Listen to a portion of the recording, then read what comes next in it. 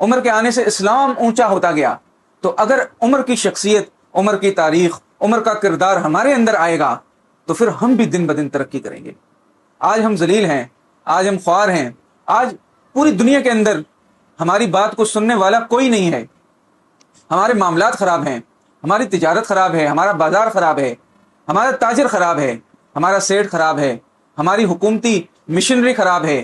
ہر طرف کرپشن کا، جھوٹ کا، فراڈ کا بازار گرم ہوا ہے. اور اگر ہم اس موقع پر عمر کو موقع دیں تو یقین کریں اس میں ہماری عمر ہی بڑھے گی. ہاں، تو عمر کی شخصیت کو سمجھنے کی ضرورت ہے، عمر کی شخصیت کو اپنانے کی ضرورت ہے، عمر کے کردار کو نشان بنانے کی ضرورت ہے. وہ مینار نور ہے. اصحابی کن نجومی، اور میرے آقا کریم صلی اللہ علیہ وسلم نے تو پہلے ہی فرما دیا تھا کہ میرے صحابہ ستاروں کی طرح ہیں، کسی ایک کی بھی پیروی کرو گے تو ہدایت کے رستے پر پا جاؤ گے.